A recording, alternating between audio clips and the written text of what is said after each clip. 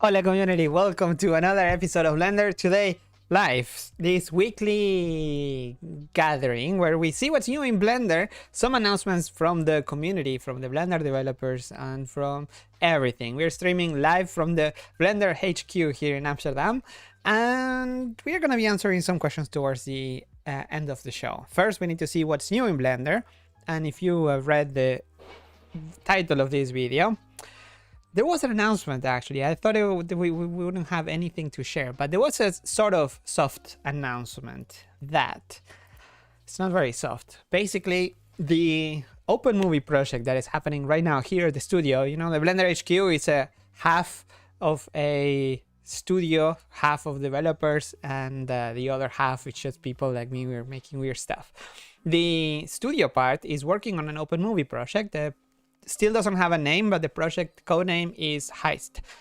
You can see more details in studio.blender.org, but what you probably care more if you're watching Blender today is that as many open movie projects, most of the open movie projects, they always have like a feature that you like target in order to make it better, to make Blender better.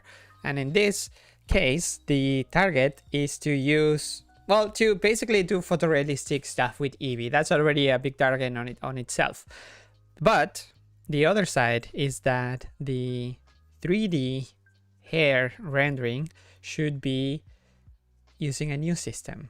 If you're familiar with Blender's hair system, you may remember that it was updated in what, Big Bug Bunny 2008. Then you got another update at some point, and I think this hasn't been changed since then. Still, the main system right now on Master, where you're using, or on in the latest release, is based on particle system, and the new system is based on curves, on actually just using curves. That way you can expand these curves to use geometry nodes or sculpt mode. The editing of particles of hair is much more friendly because you already have all the tools for hair, for curves, but using in used for hairs. So also all the optimizations of curves in render, like cycles and Eevee, can make use in hair stuff. So it kind of makes sense, right? At some point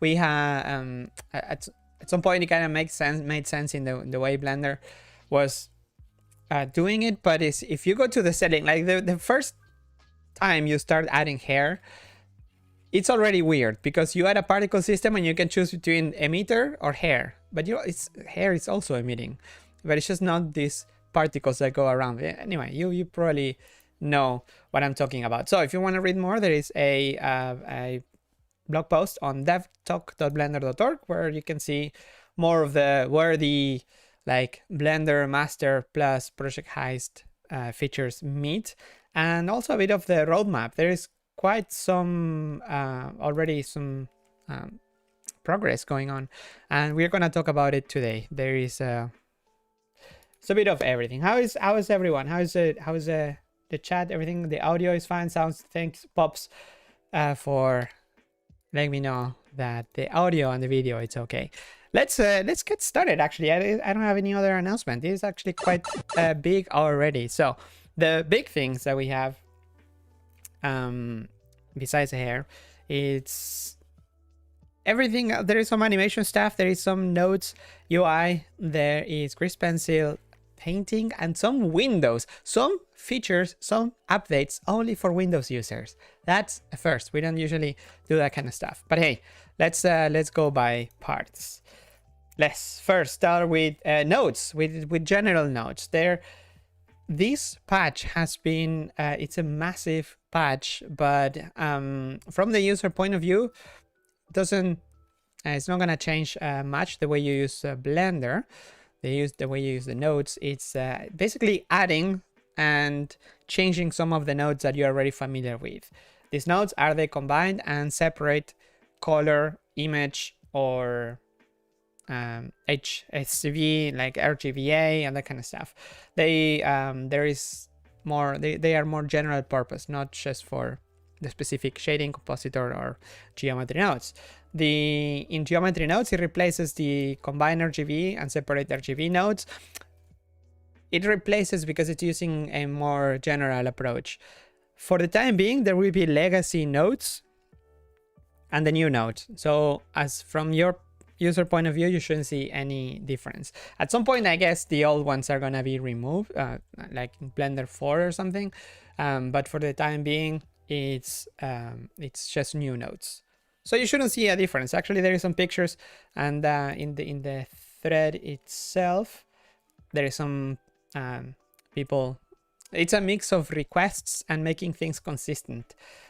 In the terms of like, now it has the full names, red, green, blue, not RGB, red, green, blue.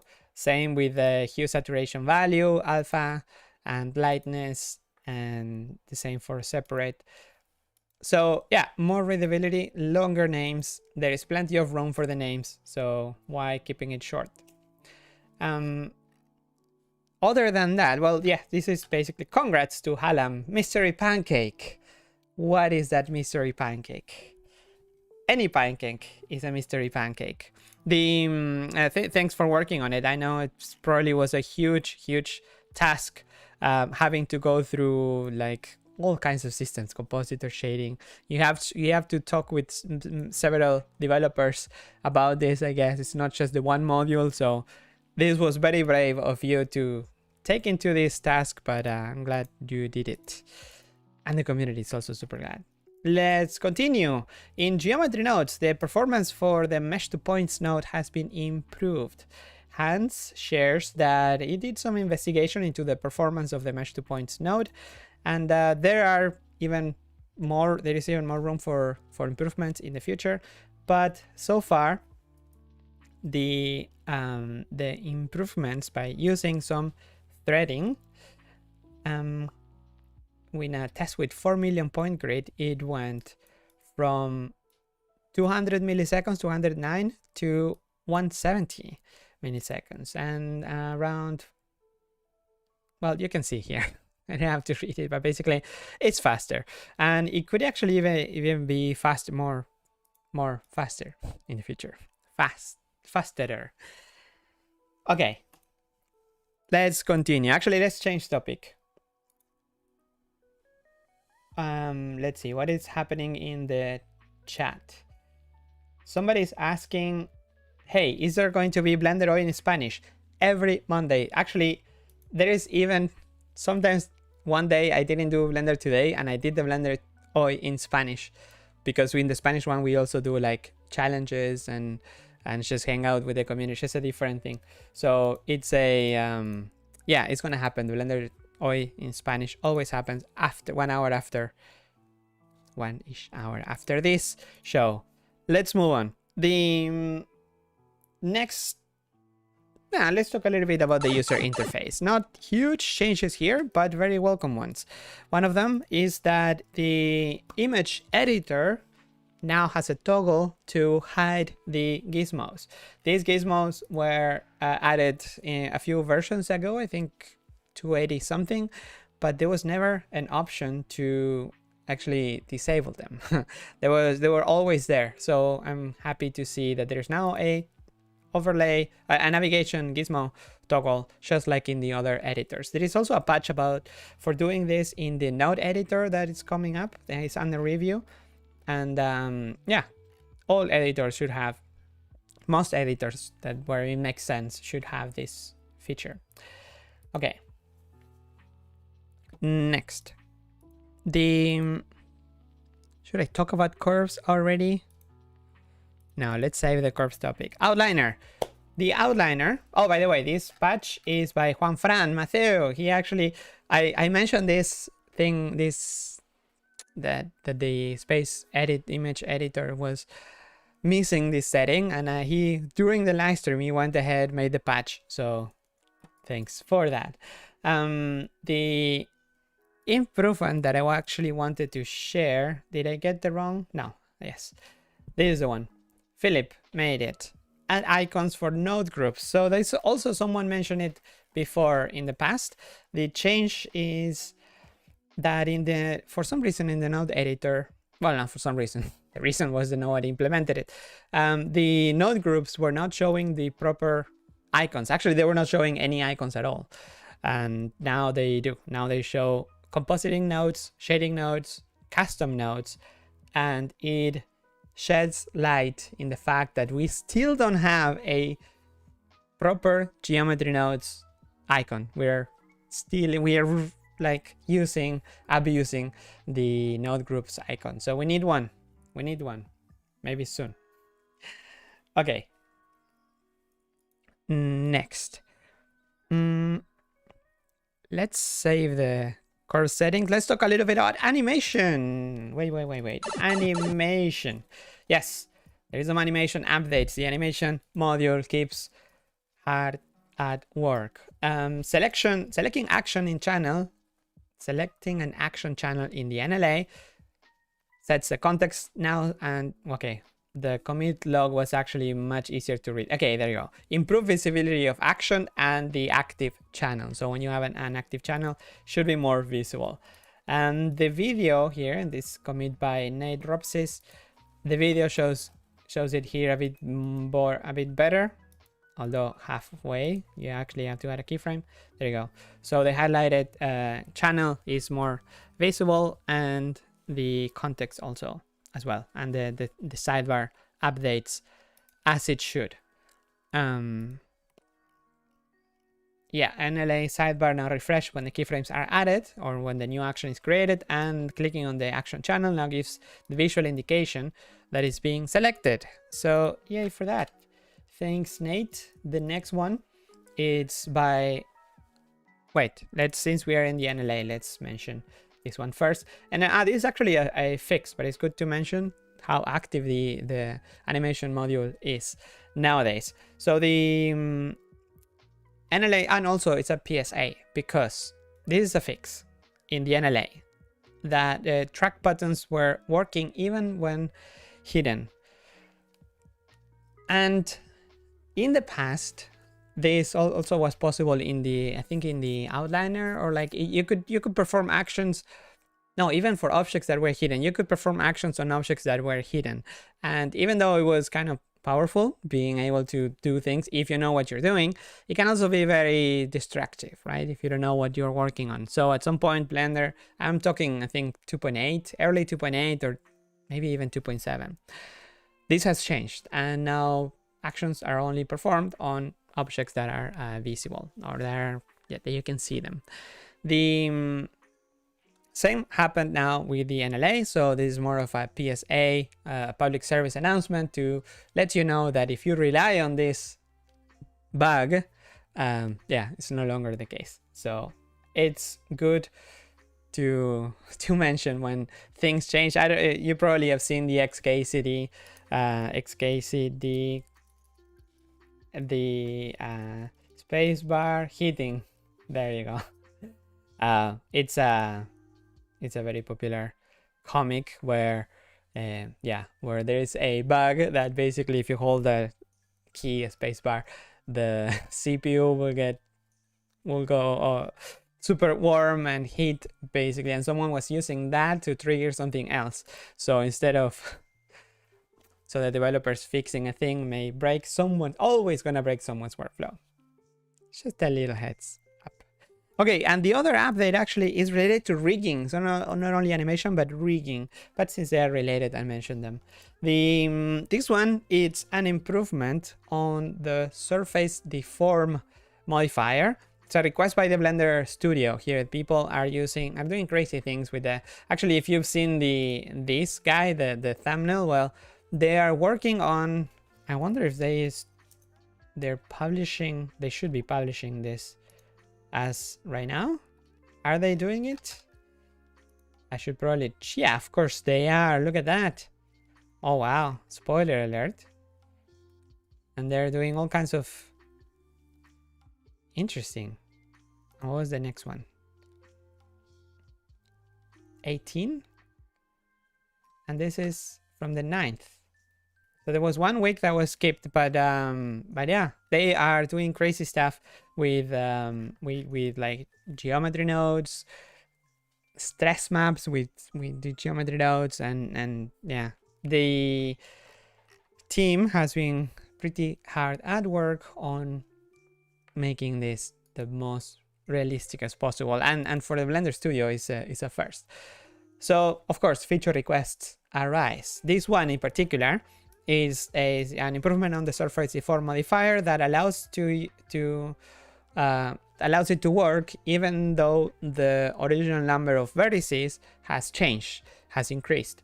That is something that is a limitation for many modifiers. The moment the original mesh changes, then they don't work anymore.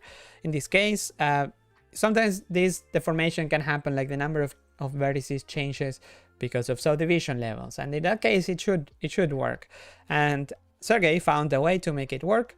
So now if you have a subdivision level 0, for example, in the original mesh, but for render you use a higher subdivision level, this should work. The same, I think the team discovered this when using facial hair that is bound to a surface.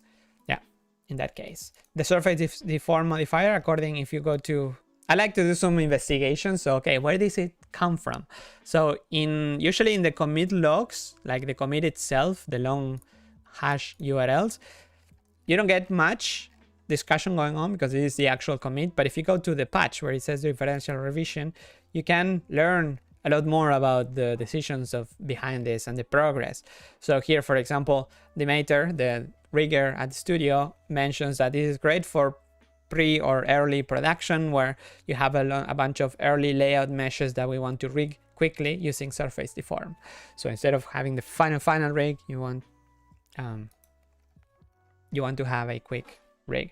So it's always fun. I don't know. By the way, all the links that I'm sharing, that I'm browsing, they're in the description, so you can follow along. And I encourage you to get, like what I do, just go click around and try to dig into the why are some decisions taken, or even you can learn some more about it, or maybe play with some of the files that use these techniques. So it's a much more interactive. Okay, what else? What is the chat going on? Pablo is using Linux. I am using Linux, of course I'm using, otherwise I couldn't do this thing of moving windows like that, because I can't do that in Windows. You need another software, but it's not built in. Very lame. And also yeah, and terminals, because here I can compile Blender super fast. I think I have the, I have the latest. I can just even go to the settings, about, and this was compiled, yes, today. Okay, I'm good. Let's talk about curves or hair, shall we? Yes. Okay. Lots of love going on. Is that the love because I've been using I'm using Linux now? Okay. Is he looking at the chat or won't he? I am looking at the chat. I can't follow when there is a lot going on, I can't follow everything. And sometimes I need to, I am the only one.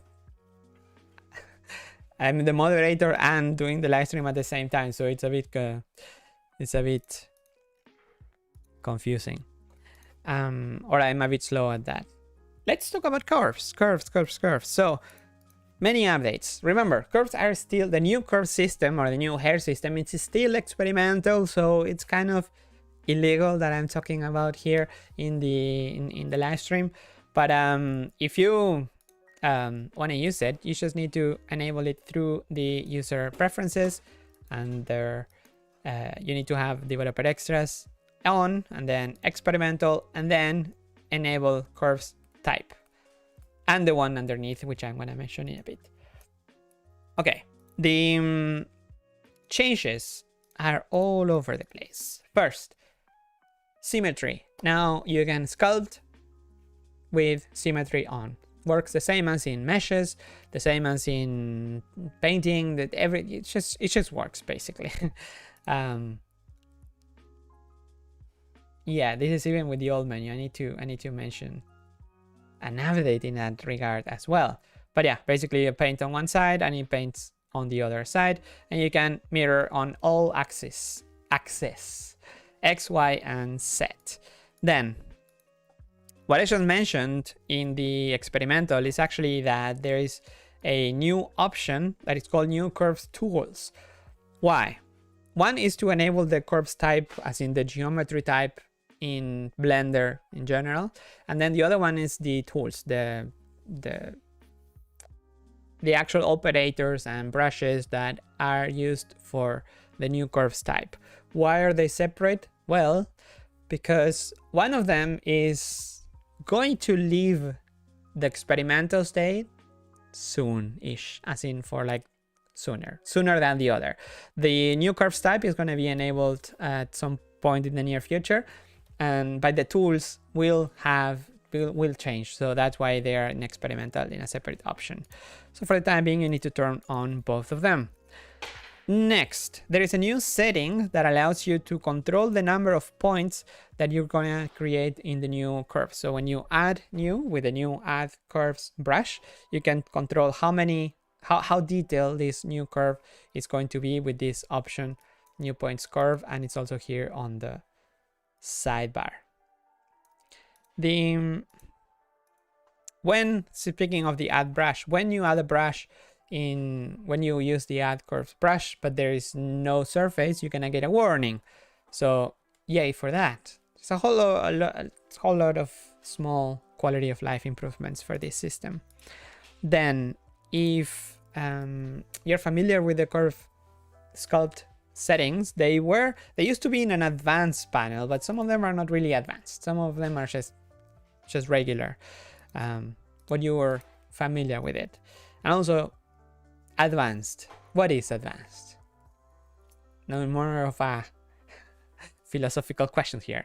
Okay, what else? The new system used to be in a new entry in the Shift A, like it had a different icon and it was plural. It was really bad. It was Shift A curve or Shift A curves, just to differentiate. Well, that has been removed. We are using the curve as always, but there is a new option for adding hair or like random or empty hair. I think this is not showing it because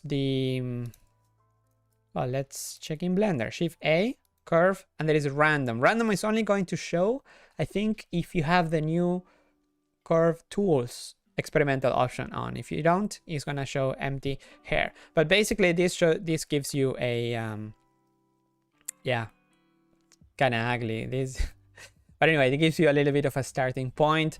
It doesn't give you a material yet, but I think if you're gonna give stuff already pre-made, might as well just add a material with maybe the principal hair shader and some settings that make sense for hair. I think Blender doesn't usually do that, but I think it should. The same, for example, if I have this object selected and I add a curve hair, did it connect it? Yes. Blender is basically adding, let's try it again. I add a monkey, select the monkey, add curve hair. So whatever you have selected is going to become the surface of that new curve object. Blender doesn't usually do that, but I think we should do it more. It's a bit hidden because you don't really know. If you don't have anything selected, you have to add it manually. Blender doesn't usually do that. I think Blender should do it more to make things more easy, more approachable. But the thing is that this is very hidden unless you know what you're doing.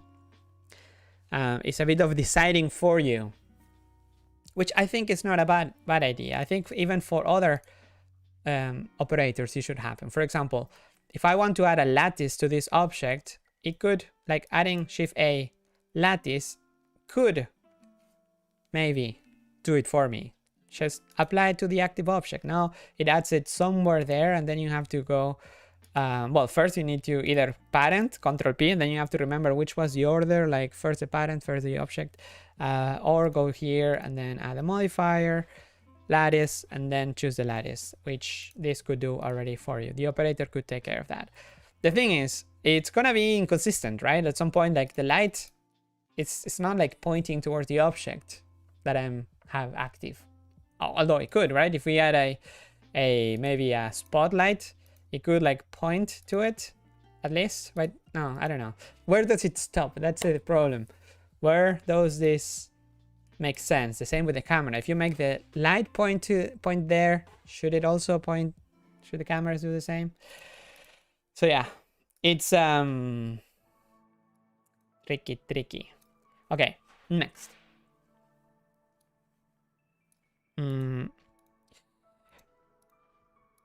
Empty hair operator when there is, what is this?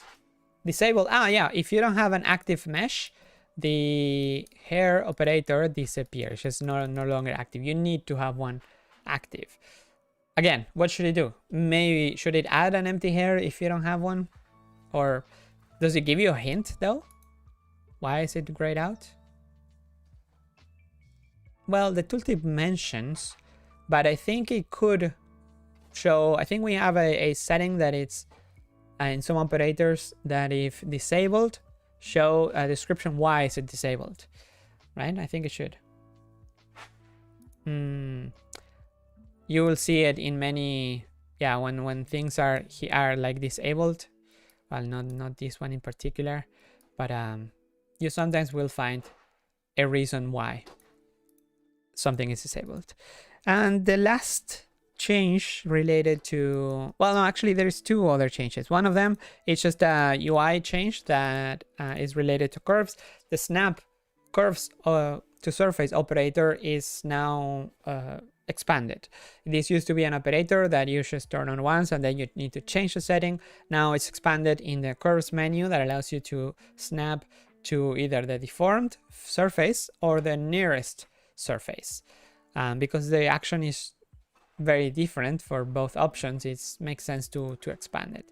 So thanks the live for working on that. The next and the last improvement in the curve stuff is that now there is an operator to convert the legacy curves, so the old ones, new ones if you're using Blender 3.1, the regular ones, into the new curve system. So now you have a way to convert back and forth.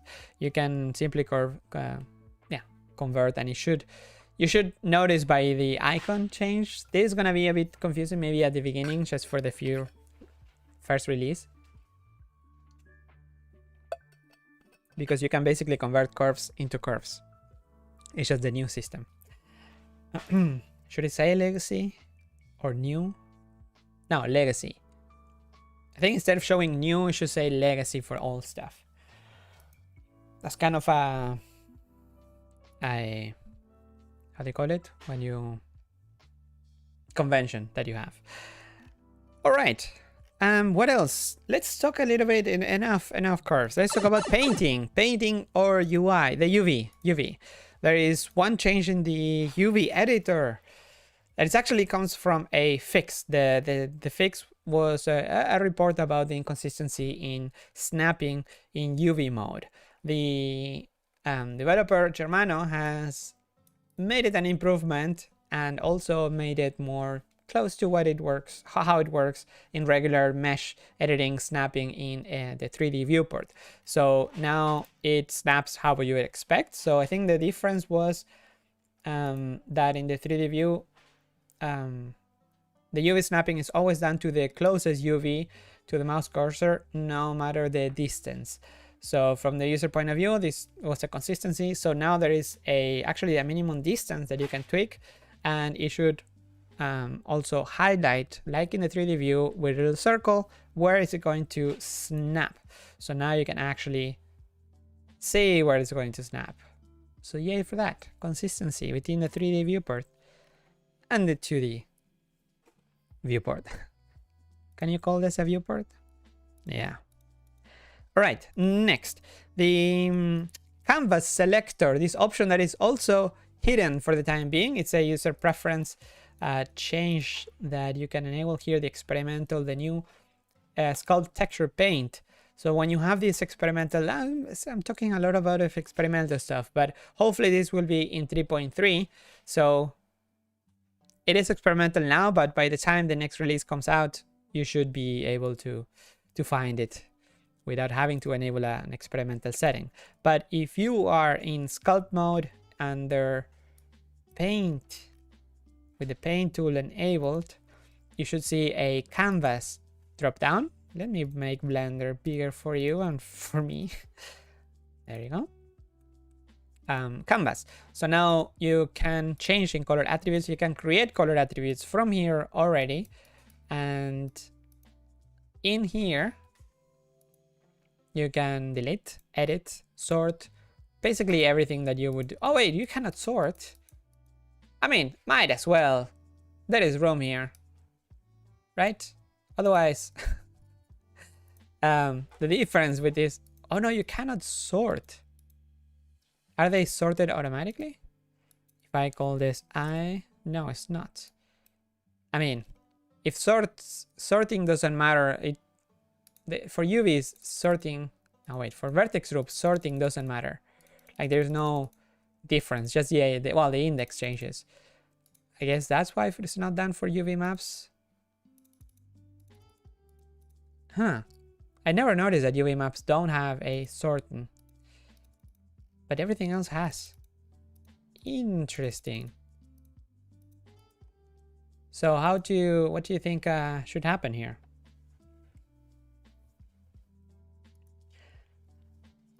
Anyway, consistency, whatever. If this gets added at some point, if the sorting should be in both sides. Next, speaking of painting and tools and painting tools, this improvement by Ramil Rosilev makes it so when you are, it's a quality of life improvement. When you are painting, like when you are, for example, in random color view, this very nice overlay that allows you, that gives different colors to different objects. And if you're in that mode and you switch to a painting tool, when you start painting, it's going to show you it's going to switch into attribute color mode. So you can actually see what you're painting. Yay for that. Although I wonder, like right now, it changes the moment you start painting on it. Should it change before? Because otherwise there's no way to know, right? Like if you change to the tool, it should change. That's when the change should happen. Or not. Let me know what you think. Should the change happen on paint or on switching to the tool? I think it should be on the tool, because that way you can know beforehand what you're painting. Otherwise you need to paint somewhere. And while we're at it, creating the new color attribute by default is black, and there's a patch to make it white by default. Not sure about this, because the default color for Vertex Paint, for painting in general, I think it's also white. So we are basically by default, you're gonna paint nothing on nothing. It's gonna be all just nothing. So maybe the color should be either gray, or give it a color, make it a color, because it's color attribute. Maybe. Switching to the tool. Does Eevee Next have something? No, not yet. Eevee Next is in baby steps at the moment. A lot of things are happening under the hood. There is changes in GPU module stuff, but not directly into Eevee Next. Okay, enough with painting. Let's talk a little bit about grease pencil, not geometry, no, grease pencil. So there is a new option in the noise modifier that allows you to have it gives you a mode. So at the moment, when you use let's do it here live. Let's do it live. We don't have much more also to talk about. So here in let me flip to the other side. The noise modifier has this great option for randomization. So you basically randomize the values automatically over time, every number of frames. So you can, by default, this was the steps. It was just one setting. Now there is actually a mode, so you're not limited to how many frames is the interval between random values, but also you can make it on every keyframe, so the animation is more consistent. So if you have a keyframe, if you have a let's say I have a keyframe here and then another keyframe here, then the random is going to happen where you have those keyframes. So here I don't have any keyframe. I am not even, I'm not doing keyframes. There you go. And then here. So now I do have some keyframes. So the random happens whenever there is a keyframe applied. Great demo, Pablo. It's impossible to see it, pero bueno. But it's okay. Next.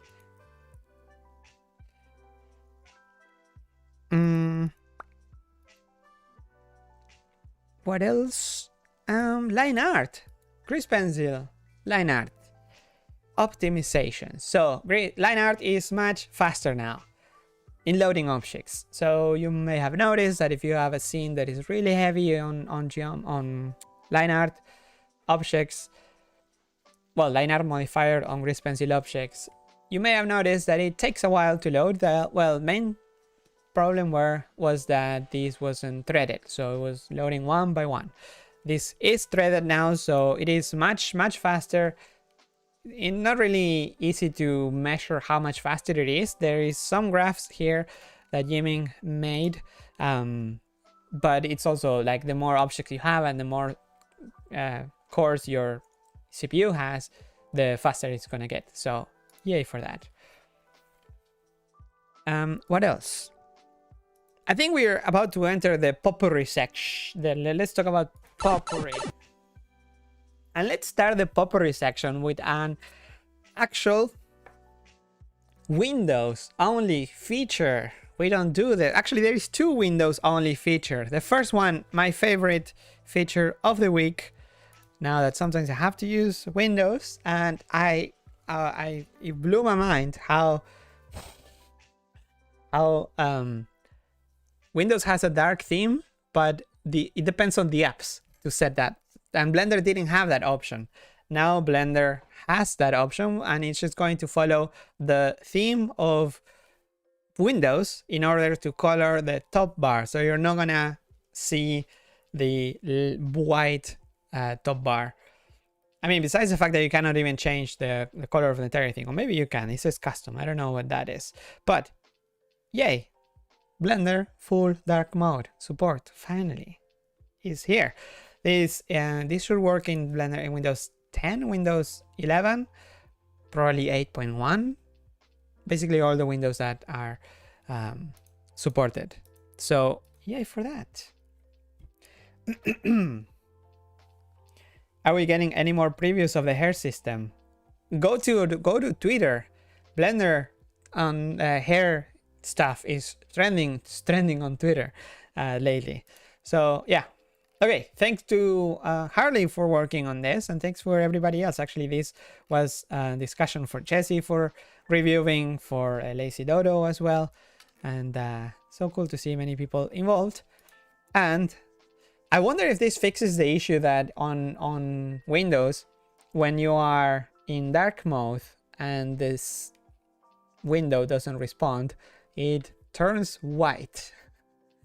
I hope this fixes that issue as well. If not, we should look into that, because whenever you're rendering and you click on the window, it doesn't respond because it is rendering, right? But the entire thing becomes white. And if you have like a big screen, dark at night, it's like looking directly at the sun during an eclipse if you cover your finger. You shouldn't do that, by the way. Okay, next improvement also for Windows only and for touchpad only is that Windows now has Blender on Windows has proper gesture support. This is amazing. So what does it mean? Well, smooth scrolling when you like go up and down. Everywhere in the outliner, for example, you can side scroll, like just like on a Mac. If you have used a Blender on a Mac, it works pretty well. Actually, that's code that when Ton was using a Mac back in the days, now is using Windows Linux with Linux for several years now. That like pinching and all that stuff, panning, all should work. So really welcome. Blender is becoming modern.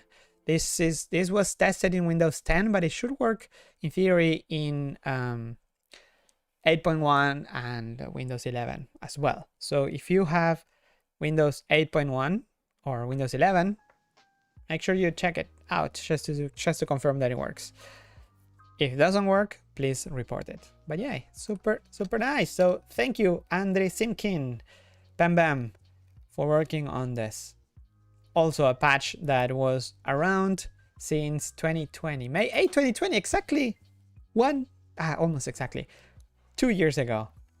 So cool. So cool. Look at all the love. Okay. Next. In this potpourri section, JPEG thumbnails, faster thumbnails in Blender. How much faster? Around 2 or 3 times faster, and it also uses less RAM. So with the patch by Harley, JPEG making previous thumbnails of JPEGs is faster and uses less memory. So yay. What else? Okay, this is a potpourri section, so it contains everything. XR or VR. This is mainly for like Python developers that want to get access to event data for XR events. Now you can. So for example, you can see which hand produced what event. If it's the trigger left or right, which comes in handy if you're programming stuff. Next, USD. Let's talk a little bit about USD, Alembic and stuff. The USD exporter now supports volumes in OpenVDB form, either from Blender data or from other software, like if you bring an OpenVDB file. Also supports both static and animated volumes, and it also works with stuff that you can make with the mesh to volume modifier in Blender, built in Blender. So yay for that. USD is getting quite some love. Thank you, Piotr, for working on this. Next, improvement in Alembic. The Alembic exporter now supports presets. Now you can have presets in this operator. For example, if you have, well, the same preset system that you have in Blender. It's not the best, but it works. When it works, it's just basically storing whatever properties an operator has, so you can reuse them in the future. This comes super handy, and if you look at the code, you may want to learn how to code, because it's literally like one flag that it makes the operator become a preset. One liner. Then the other line is just changing the default value for the exporter, but the actual preset is just the one line.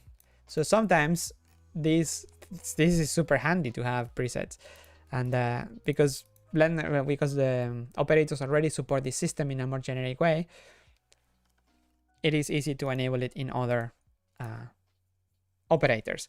And the last change is actually on an add-on. Well, the other the XR wasn't an add-on. This is just the only add-on update I noticed this week, and I noticed because I made it, is an improvement on the Amaranth add-on. That there is a feature in the Amaranth add-on that allows you to preview. If you, for example, if you have a node and you have a texture, image texture, for example, let's say I have a image here, and if you have an image editor open with the add-on enabled, it is enabled. If you double click on the node, it's gonna preview whatever you have, whatever image is assigned there. So let's say, yeah, I think it even works with videos. Yeah, it works with videos too. So whatever you have, double click and you are going to preview it in this with the add-on enabled. And this was only supported on shading and compositor and textures. Now texture nodes, and now it also works in geometry nodes. As long as the thing is not connected, the moment this socket is connected to something else, then it doesn't work yet, because it is tricky to get the evaluation runtime thing. So yeah, limitation, but at least it doesn't fail anymore. It used to fail. That's it. Actually, that is all. I think I covered everything I wanted to talk about this week. So unless I missed something in the chat, let me know. Let's talk about it while looking at what's new in Blender.community on the BlenderToday forums. Let's see if there is any questions. We have 10 minutes-ish to discuss. Actually, there is no thread still. Oh, well, there is. Interesting. It didn't show up in the front page. Maybe it's cache. Anyway, here, improvements. Let's see. There is 22 comments. Gee. All right. Let's start by the ones on the top that have votes. Let's see. First, hi Pablo. Hope you had a great weekend. I had a fantastic weekend. I went to Utrecht, here close to Amsterdam, and I feel like I have to go touristing in the Netherlands more because it's just beautiful. You have a question? Yes, I may have an answer. Is there any more news about light groups for Eevee? No, it's not. It hasn't been implemented yet, but the patch, there was a patch available, so you can follow that discussion. I haven't, I don't remember the name. Eevee light group, something like that, maybe. Yeah, maybe using Blender, using Google for searching is gonna be faster. Yeah, Eevee light groups, something like that. It was a task or it was a diffusion. Add support for light groups, diffusion commit. This is for cycles. But anyway, there was a task for Eevee. I believe. Maybe I'm mixing up things. Next question. Cestin says, hey Pablo, love that you got everyone saying hi. Do you know in each question comment, keeping the community polite and safe? I think it's just nice, right? We are hanging out together. It's nice to say hi to how you've been doing, and I'm wishing you a great week because this comes out on Mondays. I think it makes it more human. My question is, why are there such low limits to the number of UV maps and vertex color layers we can have in Blender? Both are capped at 8 layers. I suppose the new color attribute system does away with the vertex color problem, but UV maps will still have this problem, right? Well, technically you can also, you could also use or convert from attributes at some point. But yeah, this goes back to the, like, I think UV maps. Like in the past, Blender had only one UV and one vertex color layers.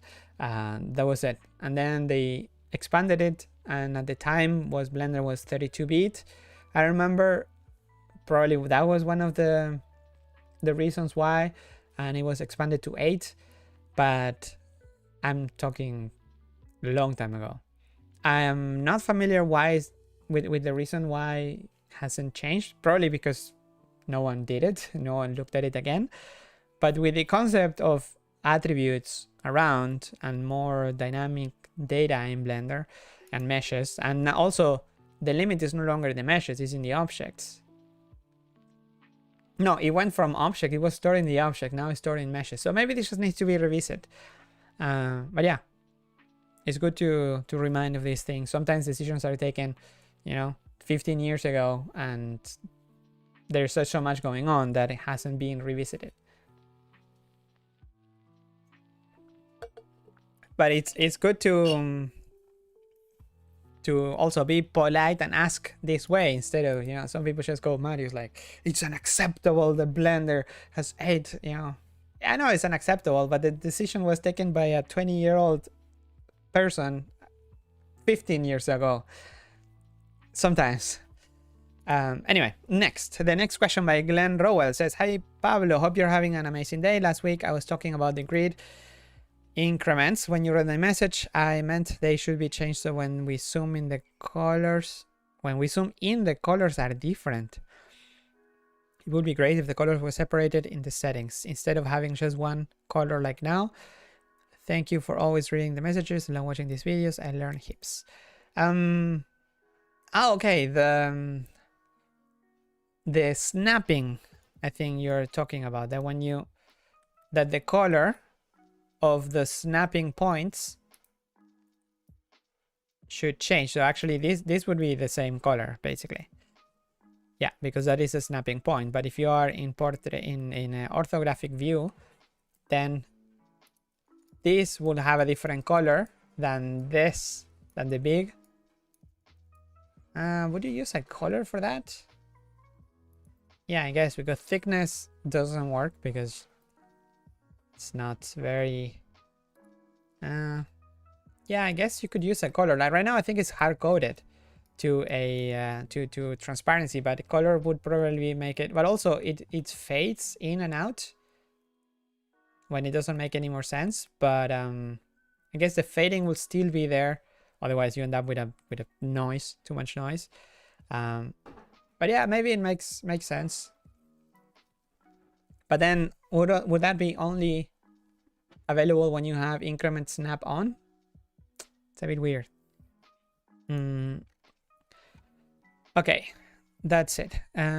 What is that? Another question, same question. Sometimes I try to copying a single mesh line or curve, but they just end up on top of each other lines and I can't just select one and move them. So how do I duplicate a line and move them without moving them together? How do I duplicate a line and then move them without moving them together? Well, but the Shift D operator is duplicate and move. So if I have this edge and I do Shift D, it starts moving right away. If I cancel, then both are on top of each other, but I can just click to toggle between them. Usually Blender, when you click on top of a selection, it will cycle with the between the active, well, the closest one to the camera, to the viewpoint, sorry. Next. Okay, another with one vote. I need to expose, I think people can vote their own comments. I'm not saying people did, but I think it was possible because here you can vote and you can see if you click in the heart who voted for these things, for the posts. And I'm not sure about the comments. But we don't have that enabled, that feature. By the way, we're gonna go back to work on Blender community soon with Francesco, which has been very busy, but we want to give some love back to this website that it hasn't been maintained in a while. Well, not maintained, updated. Can we have an option to scale down textures? There is currently only one global option to scale down all textures at once. Maybe it's pretty low-hanging fruit to implement something which allows to scale images down per texture material. That will be pretty handy. Well, the limit is global at the moment. So if you limit the... Yeah, you basically limit with that roof. Basically, you give it all the 4K textures with a maximum of 2K, and then the ones of 512 and 256, smaller sizes are not going to be affected. I guess it could be supported. I'm not sure how that work on per texture basis, or is it a shader setting? It's a simplify, material simplify. Maybe it's a material level simplify setting.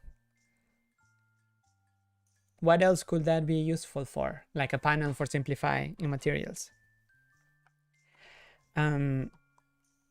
Next, Chris Dude says, "Hey Pablo, I hope you're doing well. I saw the blog post on the proposed new texturing system when it came out earlier this year, but did I miss you talking about it on the show? Are there any updates on it? I haven't found any talk about it on..." Yeah, you can. The things that I'm mentioning, actually, the developer, the main developer that is working on this is Jorun. Is it Jay Baker? I think is his user. Yeah, that's the main developer that is working on it at the moment, among other things, of course. But the last time, for example, image editor erase alpha. GPU stuff. I think he's working on now in bleeding in between UV area when you're painting in the UV editor, so you can but yeah, basically paint over seams, and the bleeding, like the color going beyond the area where you're painting, is preserved. And there is a oh, by the way, yeah, there is some websites that are faking being Blender.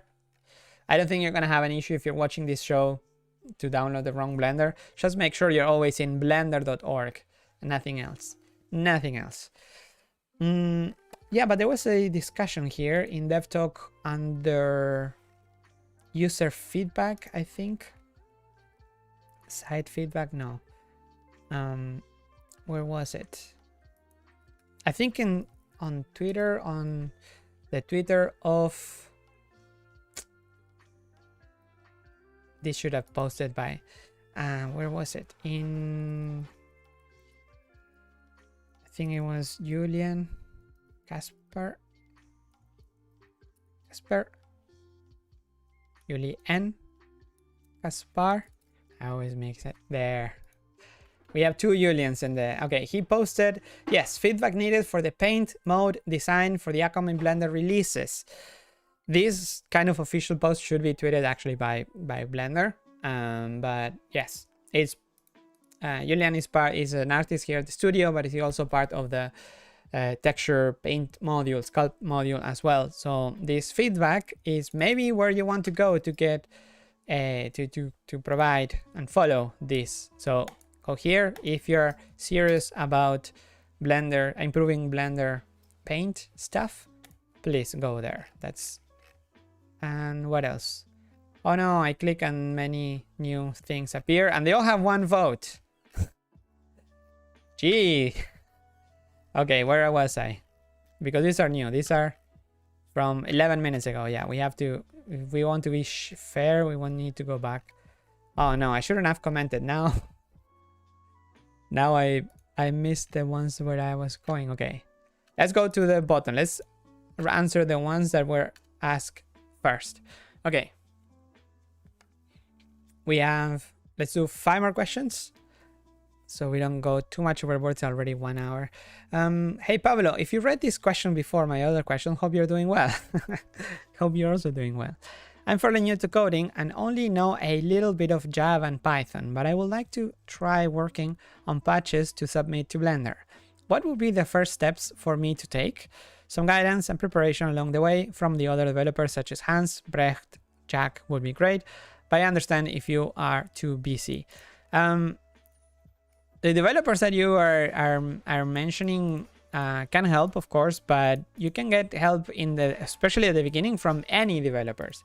Jack is working on curves, Hans as well, and geometry nodes, and Brecht is working on cycles and other very hardcore stuff. So maybe, unless the question is really like the roots of Blender or something, you can ask pretty much anyone in Blender coders in Blender.chat, in the Blender chat website.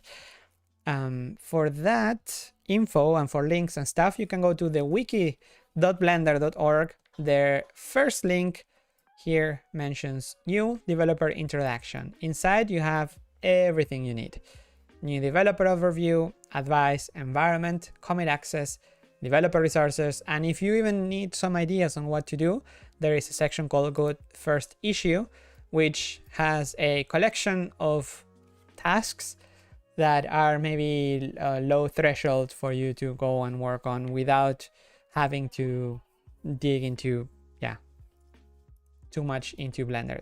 These are hand-picked tasks that the developers consider they're a good first issue. So yeah, go to the wiki. And if you need any help, you can also ask Thomas Dinges. He's a developer, community developer coordinator. So community developers can ask anything to him. Dino, okay, number 4. Dino says, hey Pablo, when will Blender add better NURBS modeling tools? I would love to see deform surface modeling in Blender? Well, there has been some improvements done into the curve, but not the nerve object itself, like the surface, the curve, the nerves curve. But I wouldn't have an answer for this. This is one of those areas that has been a bit not really abandoned over the last few years, many years actually. The last feature added to nerves was probably before many of you were born. That was a long time ago. Okay.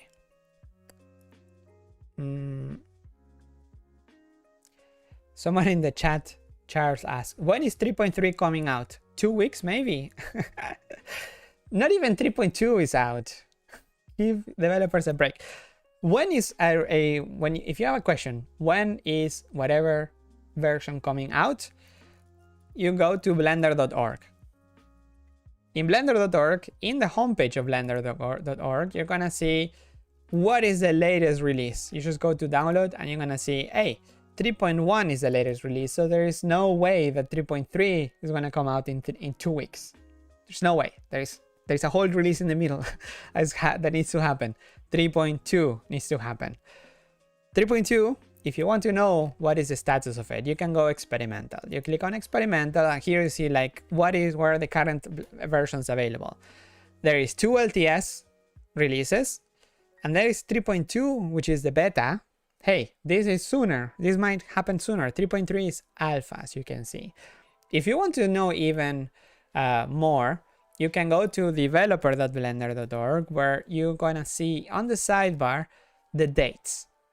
3.2 is the latest official release. 3.1. 3.2, if you click on it, you're gonna see dates. Suggestive dates. But I think you can follow this one pretty closely. Or maybe 1 or 2 days, give or take. The release of 3.2, the next big release, is happening on June 8th. So 1 month from now, not 2 weeks. 1 month from now. If you're curious about 3.3, there is also a section for that. Or you can see that it's September. And it's an LTS. So it's going to get updates until 2024. It's crazy. 2024 isn't the next manned expedition landing on the moon in 2024, I think. And at the same time, there will be 3.3 LTS over. So crazy. Okay, next. I am already super late. Okay, let's do... There was second, there's 3 more questions. Yuso says, hi Pablo, if one puts panels back in the toolbar area on the left, how does one control the panel header limit going past the region end? What? Going past the region end. Been playing around the source code, but if I adjust the panel setting limits, it does all of them, but not just the ones in the toolbar area. Well, adding panels in there, it's not officially supported. Like you can do it, but if they look a bit wonky, maybe report it as a bug. You can add panels back there, but I think they look like that because they don't have a header, maybe. It should be possible, but yeah, if anything looks wonky, report a bug, please. Second to last, Tilan Art says, hey Pablo, love your updates. Thank you. How is the leading expert, who is the leading expert when it comes to baking normals, in your opinion? Or where would you go for better help in that area? In that case, and then what is the first advice for Amsterdam visitors? Okay, so 2 questions. And with this I can wrap. The answer, baking normals has to do with modeling. So the best you can do is in developer.blender.org. On the sidebar, go to the modeling module. Here you can see more info about who is in charge of what, including artists, and also you can see where you can discuss or ask more questions. So if there are development questions, you can ask in the modeling module. If it's just like if it's actually development and features, you can ask here. You just click there and it's going to take you to Blender.chat, the website. What else? What is your advice for first-time visitors to Amsterdam? I'm very excited for October. Yes, the Blender conference. Actually, the website looks terrible, so I shouldn't even. The Blender.org. Anyway, I actually had to work on this week on the new website. But yeah, the Blender conference has been announced. It's in October, the last weekend of October, like it's usually. And this year we're gonna celebrate 20 years of Blender being open source, which is crazy. There's a lot of people that weren't even born then they're using Blender nowadays, and weren't even born when Blender became open source 20 years ago. So it's gonna be a very special date. It's gonna be a very beautiful place in Amsterdam. If you go Felix Meritis. So okay, you ask for advice for the first time visitors to Amsterdam. Well, okay, it's October, so it's no longer summer. It's really autumn. So big chances of rain. Make sure you bring something for the rain and something maybe warm just in case. In the last few years it was okay, but you never know. So yeah, expect that. Also, if you plan to stay near the location, it's gonna be a bit more expensive, so maybe recommended to go around to some hostels. Also, many people from the community organize stays at hostels, so that way you don't have to share with some people going on a bachelor party, for example, and just share with other Blender heads. Usually on Twitter you're gonna find, or on other social media, on Discord channels maybe as well. Ask around. There is probably a group of Blender users that want to share a room, you know, those hostels with like 12 beds, which are terrible in some most situations, but if those 12 people go to the Blender conference, then maybe it's not so bad and you can save some money over there. What else? No, that's it. I mean, where are you coming from? You're coming from outside Europe. Make sure you bring some adapters for all your electricity needs. Of course, bring euros if you need. Card. The Netherlands it's not great with anything else than Maestro PIN cards, or on your phone have Google Pay or Apple Pay enabled, because that way you can just pay anywhere. That is gonna make it easier. What else? Rent a bike, go around the city. It's beautiful. Well, not around the city. No, don't bike in near Central Station or near Newmarket or near. Yeah, it's actually like the red light district is around here, and this is the place, so it's not too close, this is a mess of people. So it's not too bad. It's in the 9 Straties, so it's gonna be a bit busy, but not incredibly busy. I think that's it. Have fun. Book some days before and after, because maybe if you don't have like come on Wednesday or so, just so you have a bit more to stay, time to hang out and go around and yeah, see the city instead of just coming for the conference and going home. It's a beautiful city. If you can do the canal tour, do it. I know it's a touristy thing to do, but the city looks completely different from down there. So that is all. Yeah, I think. What else about Amsterdam? It's beautiful. Come. Okay. Time to call it a day. I think I answered as much as I could. It's already 1 hour 10. Okay. I need to wrap up because I need to go and do this show in Espanol for my Latinos and Hispanic friends in the Blender community. I will see you again next week. Okay, let's wait. Next week, is there anything going on next week? Is it not a holiday? No. Okay, let's talk again next week about. We're probably gonna see a whole bunch of curve stuff again. I And what else? Well, Beacon 3 is still going on. So actually I didn't mention today, but it has been like 100 bug fixes only in Blender. Remember, we are in this beta stage, just a few weeks, where the developers are mostly focused on making Blender on the next release, which is Blender 3.2, stable as possible. So maybe not so many new features, but more focusing on high priority bugs. The bugs themselves, actually, if you go to, well, the metrics of the stats themselves are not as are going down, but at some point, like in April, they skyrocketed. Like the high priority bugs, it went up so much, and now they're going back again, down again. But yeah, this needs to be taken care of. So the people testing these bugs and reporting these bugs are working for Blender thanks to the Blender Development Fund. So if you want to keep Blender stable and have some extra cash, consider joining the Blender Development Fund. If you can't, it's of course totally fine if Blender is open source. But you can also help if you still want to contribute time. You can help testing those bugs, going to the bug tracker, to developer.blender.org, and finding whatever is marked as a bug, or people reporting like Blender deleted my textures. That can be anything. And here Patrick went ahead and is asking for feedback.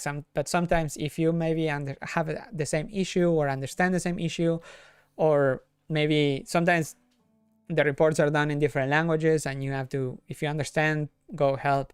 So yeah, there's not only the Blender Development Fund that helps Blender, but actually helping developers to crack down those bugs, bug reports. And also sometimes they're really about one specific hardware. So if you have that hardware and can confirm, just download this. For example, I don't know if this file is the one, it's a good example, but basically test the issue and maybe confirm or not confirm. I can't confirm this bug. That's it. Or I can confirm in this hardware. That helps so much.